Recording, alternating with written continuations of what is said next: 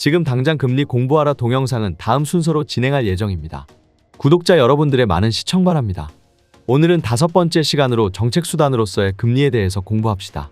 정책수단을 통해 한국은행이 단기시장 금리에 영향을 주면 장단기 금융자산 간의 재정거래 등을 통하여 장기시장 금리와 여수신 금리가 변동하고 그에 따라 소비, 투자 등 실물 부문이 영향을 받게 됩니다.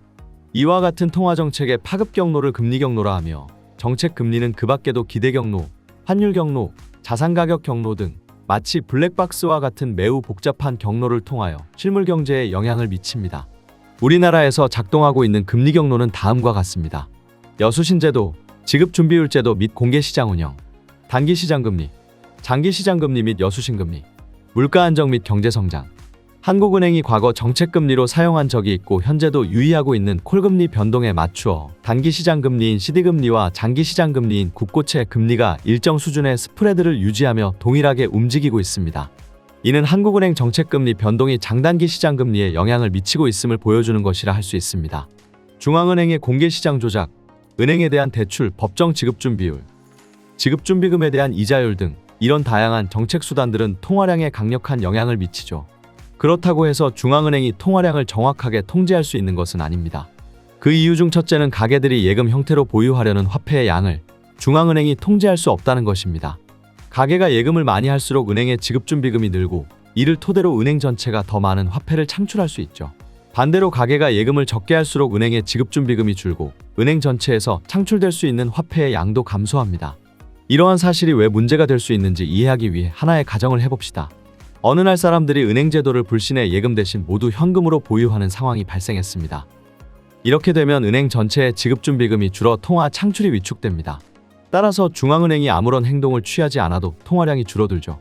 통화량 통제의 둘째 문제점은 은행들이 대출하려는 금액을 중앙은행이 통제할 수 없다는 것입니다. 일단 돈이 은행에 예금되면 은행이 대출을 해야 더 많은 화폐가 창출되죠. 그러나 은행들은 법정 지급 준비금보다 많은 지급준비금, 즉 초과 지급준비금을 보유할 수 있습니다. 이러한 초과 지급준비금을 보유하는 것이 통화량을 조절하는 데 어떤 문제를 일으키는지 역시 하나의 가정을 해봅시다. 어느 날 은행들이 경제 여건에 대해 좀 더 보수적인 태도를 취하여 대출을 줄이고 지급준비금을 늘렸습니다. 이렇게 되어도 은행 전체의 예금 창출액은 줄어듭니다. 즉 민간의 현금 보유 의도와 상관없이 은행들의 자체적인 의사결정으로도 통화량이 줄어드는 것입니다. 이와 같이 부분지급준비제도 하에서 통화량은 부분적으로 예금자들과 은행들의 행동에 따라 영향을 받죠. 중앙은행이 이들의 행동을 정확하게 통제하거나 예측할 수는 없습니다. 하지만 중앙은행이 방심하지 않는다면 이러한 것들은 큰 문제가 되지는 않죠. 실제로 미국의 중앙은행은 매주 시중은행들에게서 예금과 지급준비금에 대한 자료를 수집하여 예금자들이나 은행들의 행동에 일어나는 변화를 빨리 감지할 수 있습니다. 따라서 중앙은행은 이러한 변화에 적절히 대처하여 통화량을 원하는 수준으로 유지할 수 있습니다. 만화로 보는 맨큐의 경제학 강의는 큐넷 또는 이페스코리아에서 유료로 수강할 수 있습니다. 경제학의 베스트셀러.